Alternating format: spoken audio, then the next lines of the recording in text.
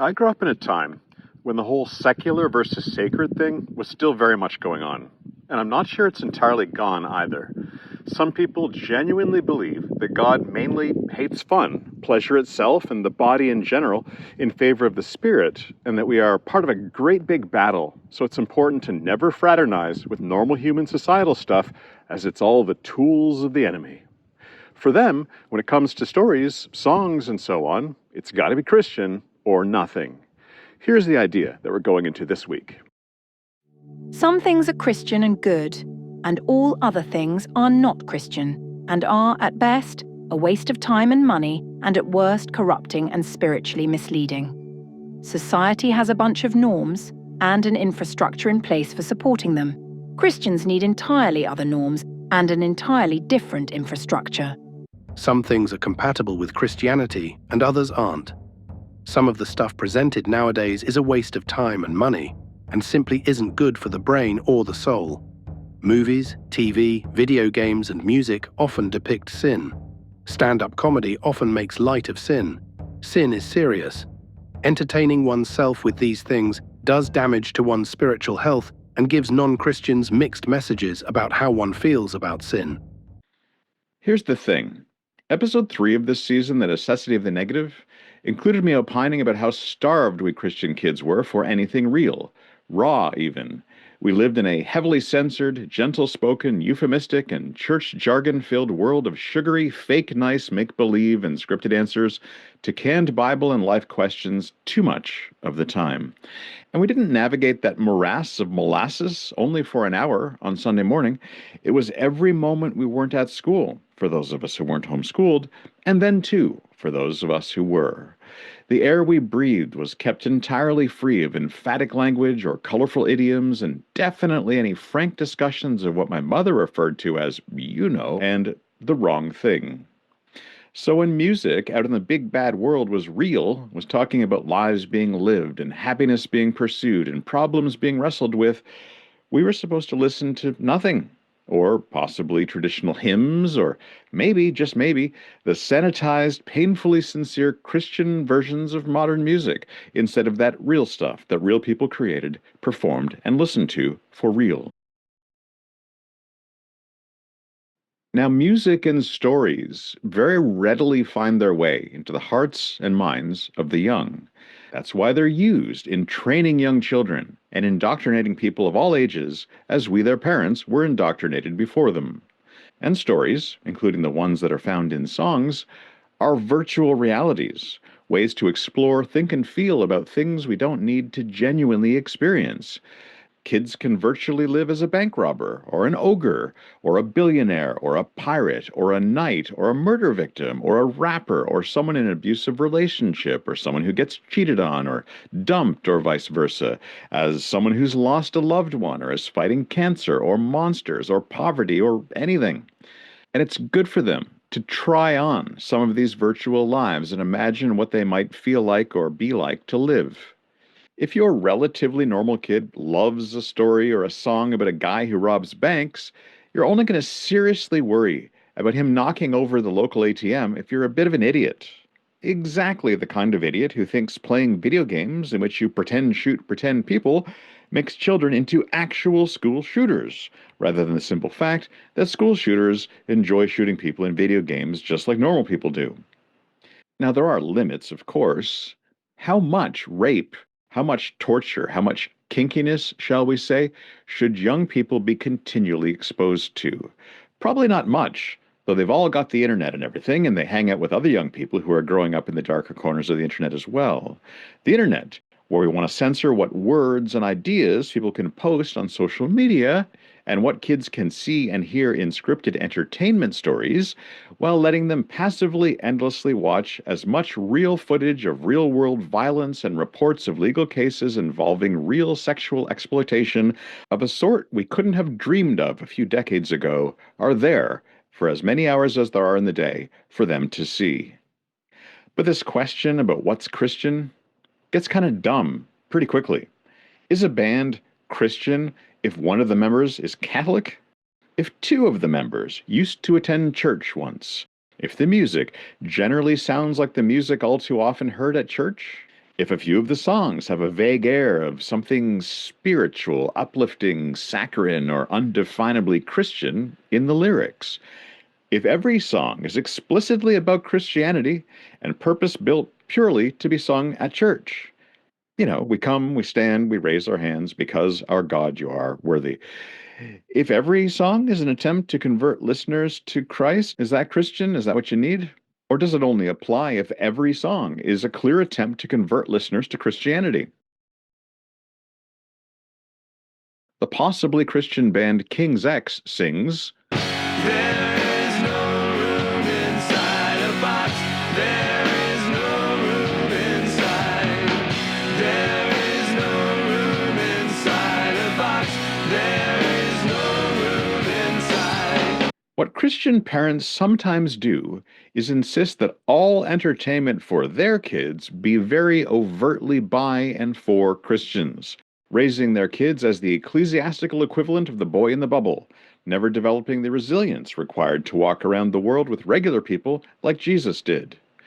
Jonathan Haidt's view on sheltering or coddling children are well known in terms of making them fail to develop little things like emotional resilience, discretion, confidence, and street smarts, having them not grow up at a normal rate or ever. Not entirely.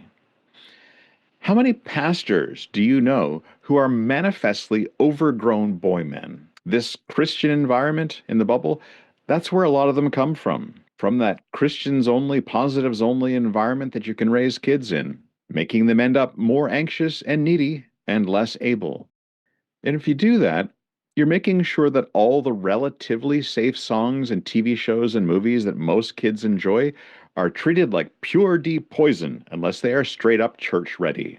Given the suddenly shrunken talent pool of a Christians only, positives only selection, once you rule out all the regular secular artistry, the standards for everything, including artistic merit, honesty, and openness, tend to lower precipitously as to quality and authenticity when compared with even what the regular entertainment of the world has. The Christianity might be less than skin deep there, really just a label slapped on a product. And this might now be your kid's experience of how deep and real a thing Christianity is. Skin deep.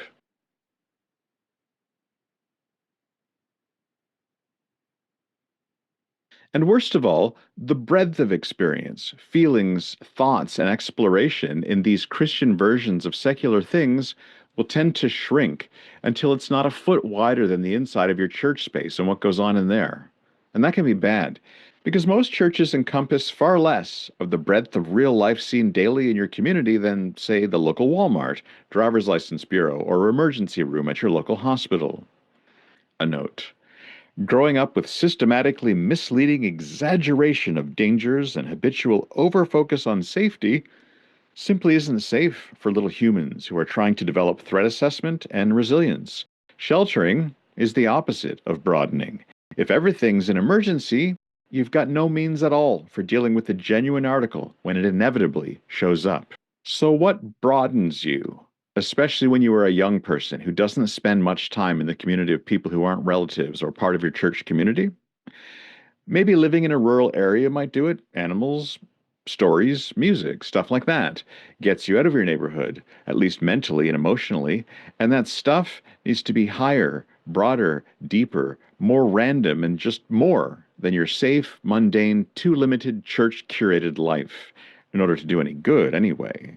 We know about loneliness, others to another.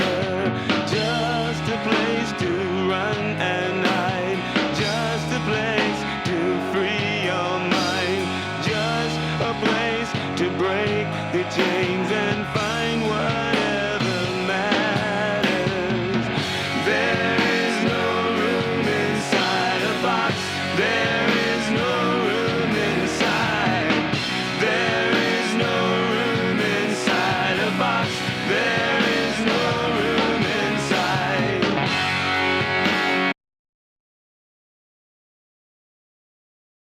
Two things occur to me as to the infamous Christian war on entertainment. One is that this war reveals an apparent belief that God hates fun.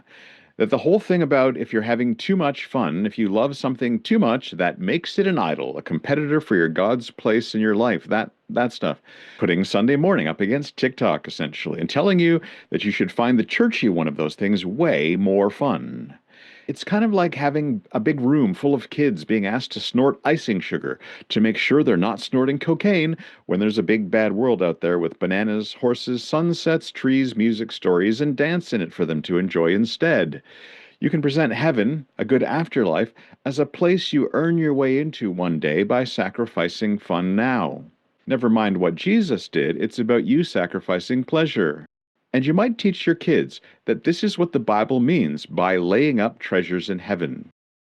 The idea that kids raised with no fathers and absent mothers, with no supervision, no structure, and being sexually abused, all too often end up living wild, sometimes criminal lives, throwing themselves headfirst into promiscuous sexuality or even sex work, and suffering substance abuse. This is a trope. We've all heard of this. Perhaps less well known is the other way you can increase the odds of kids ending up right in exactly the same place. Unsurprisingly, just look to the other extreme. Kids raised by tyrannical, controlling, ever-watchful parents, kids with an incredibly limited life experience, all too frequently end up in the same sort of lifestyle as their peers from those entirely unstructured, unbounded, neglectful homes. They're trying to explore and broaden their experiences, but with no preparation or sophistication as to how sensibly and safely to do that. The now grown-up kids, whose parents were never there, mingling with those whose parents were always there, watching everything.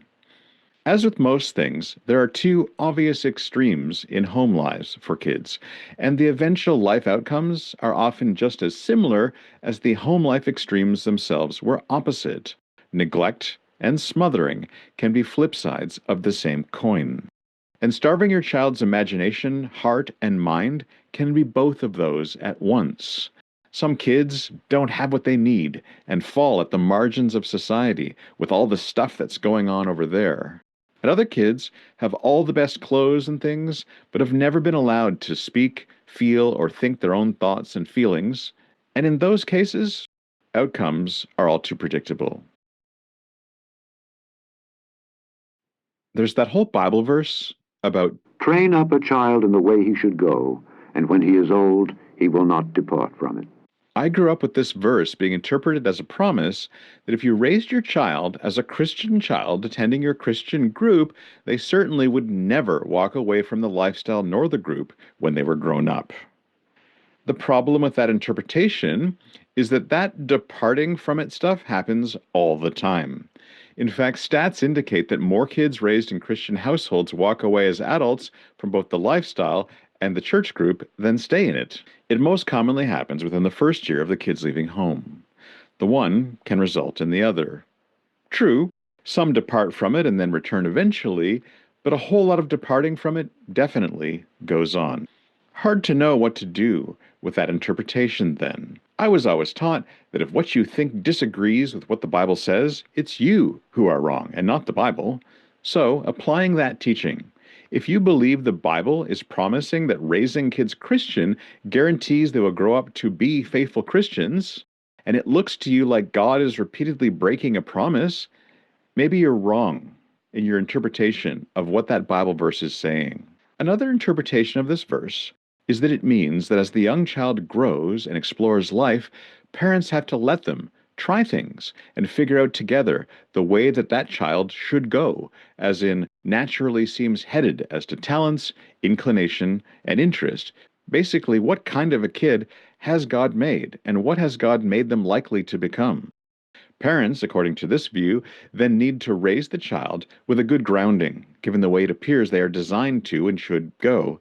Then, given that good start in life, the child will continue on that life path as an adult. Parents figure out who they're becoming and help them be the best version of that.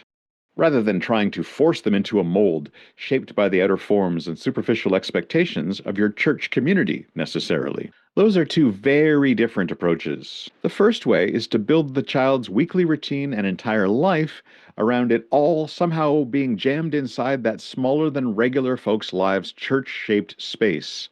If it doesn't fit in the church space, it's got to go. You ensure your kids are always and only going the way your church group tells everyone is the way everyone should go, and training them up that way. The other way is to set the kids up in terms of the life direction that suits them as individuals and help them on their path toward it, the way they should go if they're finding out who God specifically made them to be. So, of those methods, one is limiting and controlling and likely to reach hi ho for the indoctrination hammer all the livelong day to keep that kid on the path and is inherently subtractive and doomed to eventual failure, while the other is nurturing and requires wisdom, love, and generosity to add what would be genuinely welcome and helpful. There's all of this to consider. And then there's just outright superstition, which kids can smell, and which is pretty hard for anyone to take seriously if they can see it. Superstitious like thinking that if your kids want to dress up for Halloween or read Harry Potter or watch horror movies, they could be letting demons loose from hell into their hearts and lives. This quite despite the Bible indicating, for anyone who believes in demons, that Satan and all his demons are loose in the world at all times and likely to harm any and all nearby livestock. This is the aforementioned secular versus sacred superstition, and that belief that you can conjure demons accidentally without half trying. This image that demons are in a green room somewhere elsewhere, politely waiting for human permission to join us and interfere in human affairs if kids play with Parker Brothers products or read their horoscopes. Part of this superstition, growing up, was parents ranting and raving tirelessly about a single thing or two, gay marriage or Harry Potter or something, and then giving little thought to all of the other harmful things going on in your community and the world. Judging gay people or horror movies or heavy metal music or video games continually, putting all of your life's passion into decrying them and not really thinking about anything else. Putting all your rage in the one basket, so to speak. You can do that with gluten or vaccines or sugar too, of course, or Biden or Trump. The weird part about growing up living this performatively curated Christian life was that it was almost like being a celebrity, with all the obligations and the need to never ever give the wrong impression or say the wrong thing in front of people or give anyone any fodder at all for criticizing and potentially canceling you. If you did, you might, as many of us did, get canceled and no longer have any future at all in the church culture into which you were born and which you built all of your life plans and dreams and connections around. Either way, you were watched at all times, in the spotlight, on the red carpet, performing in the big show, knowing somewhere there was someone with a finger hovering over the delete button. Human expression is precious. We value ancient architecture and pottery and paintings and writings, poetry, dances, and songs. We call it culture. We think forever wiping out any people's art, expression, or culture is a monstrous thing to even attempt. We get annoyed when stupid young people decide to video themselves throwing soup on it, because failing to value something vital isn't something we can respect or support. And nowadays, we don't experience enough examples of human expression, of the non-disposable kind anyway. Mostly we're just on our phones, and it's pretty hard to argue that most of the human expression that we're seeing on our phones is likely to last more than 5 days, let alone 5 years. It used to be that when you were simply enjoying movies, television, and music, you were part of a collective youth culture who also enjoyed it, and one that would be looked back on with a great deal of nostalgia for the rest of your life. You'd have 50s teens, 60s, 70s, 80s, 90s teenagers. It would show up in movies for decades. I don't think for the most part creators on the internet and streaming platforms are creating lasting culture right now. We barely have decades or generations anymore. How much of what Disney Plus put out this year is going to last as long as MASH, Seinfeld, Friends, or Gilligan's Island? And I don't even like Gilligan's Island. A personal theory. Phones present a disposable, just add water, powdered culture substitute. This means kids are growing up without taking much of a culture along with them. As kids, when we watched TV and movies and listened to music, the creators of those things were quite a bit older than we were, and they had been steeped in older stuff that we knew very little about, including myth and literature and life experience and history. So what they created conveyed a secondhand version of something that hadn't originally been merely TV, movies, or music. Made us at the very least a bit aware or maybe curious about where all of this stuff on the TV came from and what existed before it, before us. A TV or movie remake is not conveying a secondhand version of anything that wasn't already TV or a movie. Even the movie title and character names are often essentially the same in these. The first Star Wars sequel, The Empire Strikes Back, drew heavily from the theories of Carl Jung, just as the first had popularized Joseph Campbell's hero's journey. They were filled with things inspired by those books and the actual world wars as well. Even if you knew nothing of Campbell or Jung or the Battle of the Bulge, the movies provided something that was partly from their thinking and their life experience. For the rest of your life, if you referred to scenes from Empire Strikes Back, your conversation was flavored with ideas that actually came from Carl Jung or Joseph Campbell and World War II inspired images, whether you knew it or not, and learning more about those guys and that event helped you understand more about those movies. It connected you to things that existed before you.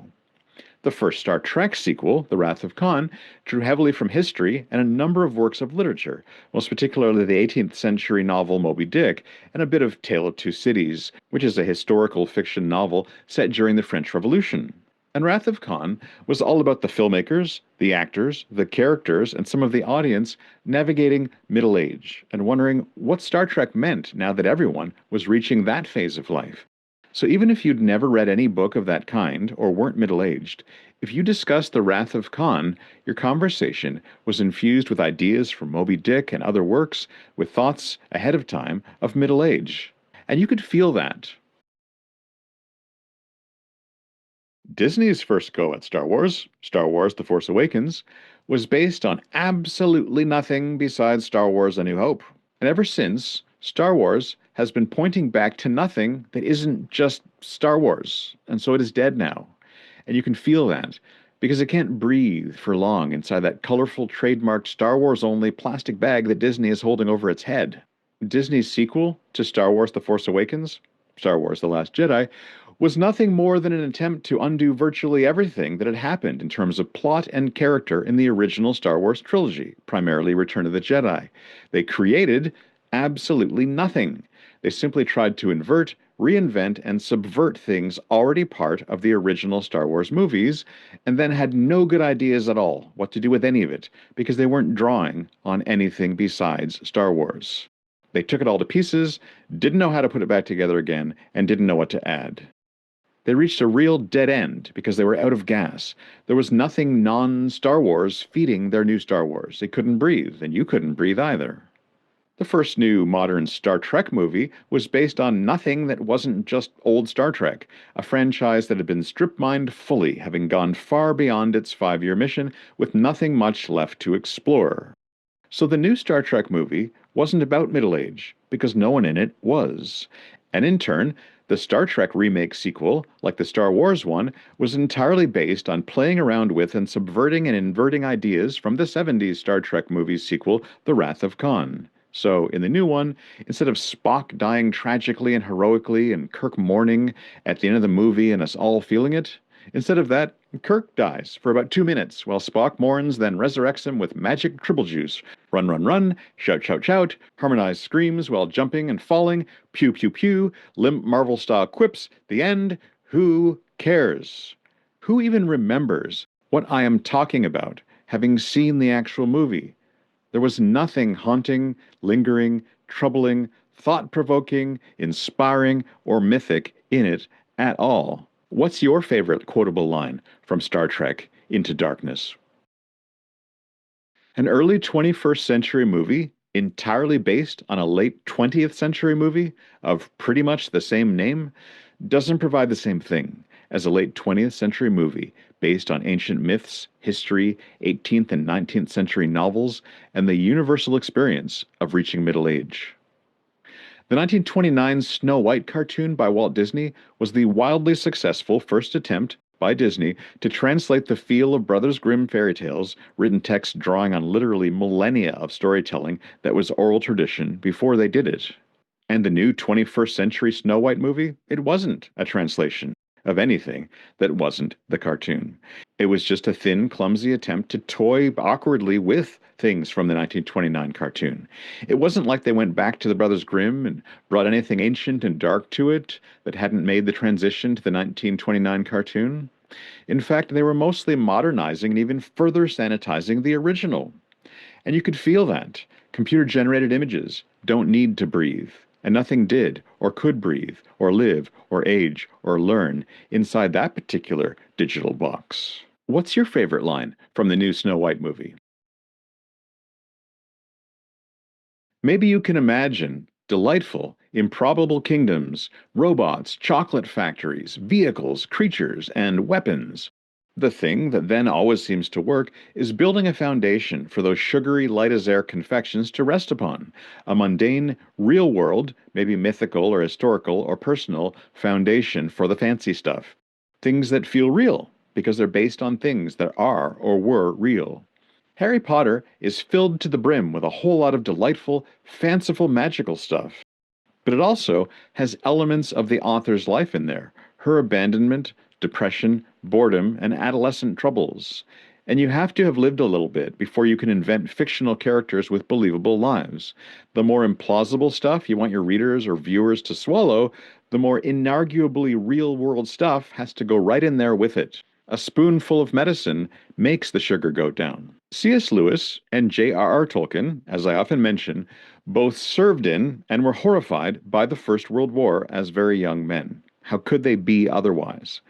And to work through their feelings, they didn't just drink and shout at their kids like many of their colleagues. Nor did they simply write books about the realities of the First World War or write history. They needed to do something incredibly more creative than that. Lewis includes war in his Narnia series, but because they are mainly about children, he spares his readers most of the darkness of that experience. His friend Tolkien, by contrast, freighted his novels with ridiculous amounts of back history, fictional languages, and folkloric magical things, but it came off as more memorable, more enjoyable for adults because of the darker things, like Gollum and Shelob and genocidal orcs and the tree-leveling mechanistic hell factory machinations of the traitorous Saruman, the dead faces of dead soldiers in ponds where battles had occurred centuries earlier, the soulless Nazgul who had once been men, the corrupting toxicity of the Ring of Power, the betrayals and political intrigue. Tolkien wasn't just doing a soap opera with relationship drama for drama's sake. He also wasn't doing George R.R. Martin's shtick, killing characters just to kill them, torturing and raping them to keep readers on their toes by repeatedly poking them right in their schadenfreude, and because apparently he likes thinking about stuff like that. Tolkien did world building in a way that people are still talking about and failing to imitate, because he put so much of his own life and the dark side of wars, politics, and human experience in general right in there with the fantasy stuff. If he'd pandered to kids more, tried to be more preachy and moralistic, more didactic, created positives only, sanitized stories that were designed to meet the approval of Christian parents, making sure their kids only experienced Christian entertainment, I don't think I'd ever have heard of Lord of the Rings decades later. Wouldn't have watched that movie even, and it likely wouldn't have gotten made. Or if it did, it would have been entirely shot on a green screen soundstage in Cleveland, without any real skies and mountain ranges and forests in it anywhere. One of the reasons why the filmmaking of the Lord of the Rings trilogy seems timeless is because of how much real human stuff is in there. Even the 100% CG Gollum has Andy Serkis flopping around, acting the part out, and you can tell. So Lord of the Rings isn't just walking. It isn't primarily about elves. It isn't even about a magic ring. It's not even just about Wagner's Ring saga. And it's not just about shame, pain, misery, loss, and defeat. It's a memorable world that has the kind of darkness in it you can't help believing, which helps you believe in the loyalty, heroism, personal sacrifice, comradeship, beauty, and bravery that it's really about. From a man who actually did sign up and serve and lose friends who'd done likewise. How many actual veterans who did or would serve in the military do you think are working on Amazon's Rings of Power? People who are older than 45. people who are world-class experts in myths, legends, and linguistics. All questions of talent aside, my own creative works, such as they are, would very likely reach more people viscerally if I'd learned more, read more, and most importantly, lived more than I have. If my life experience had been richer, no doubt my stuff would have reflected that. And this makes me worry even more about young people today who are trying to live lives and create works that convey them when they're living so very little, as far as I can see, and are so disconnected from the real world, other people, their own bodies, their own culture, and the rest of the world around them. Amazon's Rings of Power is not about anything but Lord of the Rings, and you can feel it. It can't win, whether it's trying to make more stuff that's supposedly as good as the original while lacking Tolkien's life experience and knowledge of world myths, languages, and legends, or whether it's trying to sanitize, modernize, or fix things from Tolkien's original vision to make it more video gamey, Marvel, and wholesome, making it fully reflect the lives of the people creating it with all the time they've spent on their phones. Writing fake Tolkien? Cool. Now to Shakespeare. So when it comes to kids growing up, it's good to broaden their horizons and deepen their roots, not narrow and shallow them, as it were. It's good to let them see what art and entertainment were like before they were born, and maybe before you were born. Give them a hint of what's going on outside their church lives in your home right now, and see if they can develop any appreciation for human expression that's not just from their country and their decade and their religion, and which isn't just an inversion of, modernization, or remake of a relatively recent thing with essentially or exactly the same title. Kids need connection and grounding to other people, other cultures, other times, other places. Real ones and old fictional ones. What happens to stories that are cut free from their roots or written without a healthy root system? The same thing that happens to flowers and trees that are cut loose from their roots or didn't manage to grow any. They die. And that's what's happening right now with the culture of the kids growing up in what passes for modern stories and songs. The culture that's supposed to help them grow up in the way that they should go. We are often living lives bounded by that little border of our phone screens, and it would be nice to say that we are using our phones to explore the heights of art and human expression, and that they make us think a great deal and expose us to thoughts very old and very new, as much as there's anything new under the sun every day. But mostly, it's just hilarious or cataclysmic accidents, social faux pas, cat videos, and porn. This is why I don't think it's a good idea to take the already constricted, bounded, filtered, sanitized adult and childhood experience of modern human expression and remove every creation and every creator that you don't recognize as overtly and orthodoxly Christian, or conversely, presenting modern attitudes rather than problematic old ones. To either forbid or dismiss most of human expression as valueless, if not dangerous. Because oftentimes the thing of most value to you is not stuff that you already think said to you by people like you in the way that you prefer and are accustomed to hearing. Do humans sometimes express stupid or bad or incorrect things? Of course. But that doesn't mean we should avoid talking to people who aren't Christians/progressives. But if you want to ensure your child leaps head first into something you think is stupid or bad or incorrect, do the Sleeping Beauty thing. Make sure she's never seen a spindle before and doesn't know what it is, so the first time she encounters one, not being presented as a threat, she'll be curious, but inexperienced and unprepared, click on it, and reach out in ignorance to see what it is and lay hold clumsily on it.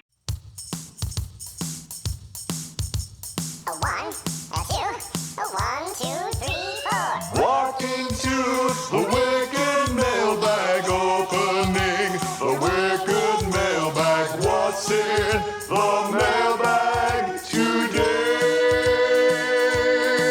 Something wicked. Let's look in the Wikkid Mailbag. Following up on a previous weighty comment from a previous episode, on the subject of men's tears, Samuel writes, in religious narratives, the expression of feelings by men is often framed as a spiritual strength rather than a weakness, countering traditional societal norms. These narratives frequently highlight a godly masculinity that embraces vulnerability as a means of connecting more deeply with the divine and with others. Often cited as the ultimate model, Jesus openly wept for his friend Lazarus and expressed profound compassion and distress. The Psalms serve as a narrative of a man who cried out to God, expressing fear, sadness, and joy with raw honesty. Authors like Mark McFadden in The Emotional Suitcase and Ace Collins in Stories Behind Men of Faith share personal accounts of falling apart emotionally to illustrate how faith is deepened through emotional trials. Religious teachings often argue that suppressing emotions leads to an incomplete life, while vulnerability can de escalate tension and foster resolution. Narrative reflections, such as those in From My Eyes, depict emotional honesty as a path to interpersonal healing and personal growth. Many religious communities are actively working to break the stigma that real men don't cry, emphasizing that tears are a God-given gift for communication. Early Christian history suggests that conversion included a conversion of the emotions, where feelings were intentionally aligned with spiritual values rather than just societal expectations. I know that I, as a man, often feel pressured, entirely by women, to cry, and am seldom able to oblige them. I'm sure that if I were able to summon tears at climactic points in sermons, I would be much in demand to speak at churches where it is a superpower. In stories I like, you can tell when the climax is reached because someone dies usually. In books for Christians, though, for some reason the climax of every anecdote is arrived when tears ran down her face or tears ran down my face. I guess I tend to cry with my fists. I took a science fiction course online during COVID. It was taught by a female professor, and I was the only male student. In it, they ranked the quality of the various Star Trek TV shows, apparently basing the ranking entirely in terms of how much the captain was able to cry. The male captains scored low, as each was depicted crying on perhaps at most one occasion or two. Kirk when his son was killed by Klingons in the movie, Picard when he insisted, "There are four lights," as a riff on Winston Smith in 1984, being tortured until he admitted that 2 plus 2 equals 5, if the government said so. Janeway, even though she was a woman, did not cry enough, they felt. The modern Star Trek shows, they all agreed, were great improvements on the old, both in terms of the number of scenes with no males present at all or being discussed, and in terms of crying and hugging content rather than combat and exploration storylines. Matt Damon, now there's an actor who can cry on demand. And I know that far from the once or twice a week, always feels so much better once I've let it all out approach to ocular hygiene so common to my female friends, I mostly only cry with joy when the hero kills people in movies and when Dave Gilmour plays the electric guitar. And on those exceeding rare occasions when I cry because I'm upset, I always feel a whole lot worse afterward. But in the modern world, I'm used to being treated like a dysfunctional woman after all, so we're used to this kind of thing. As to a podcast, I have no intention of including footage of any fluids exiting my body at all, nor of me drinking water to replenish the supply. As to my remark that Bob Dylan unannounced his faith, Kim writes, on Dylan, he wrote a song called Ain't Talkin', Just Walkin'. That tells a lot about his Christian faith.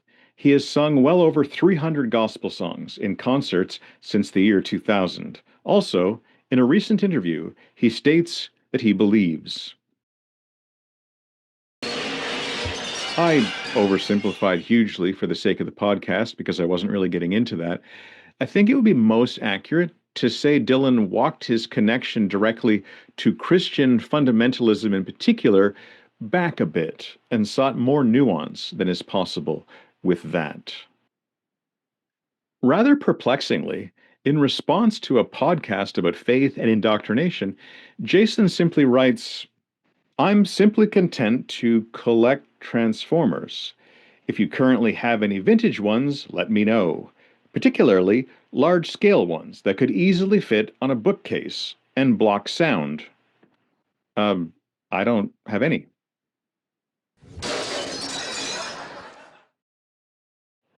Nowadays, in the Western world, we are not really persecuted in any way that makes sense in the context of the history of Christianity. We are very free to do pretty much whatever we feel like we need to in the context of the rest of the world and human history as Christians and otherwise, including digging a Christian hole, jumping in, and closing the Christian lid after us if we like. But the New Testament provides no real picture of suggested isolationism of this kind. Well, what about when they were let go, they went onto their own? The Bible does depict temporary retreats to solitude, recharging with one's own people, followed invariably by then going back out and interacting with the messiness of other people in the world, including ones entirely unlike ourselves. The retreating is supposed to be a temporary rest from something or other, not a whole lifestyle. So, maybe listen to, watch, or even read something or someone from another time or place, with another life, another political position, another religion. Because the past, like the poor, is ever with us. At least we hope it is. And any song, any story, any life that has no roots, withers and dies. In the American vernacular, have a nice day.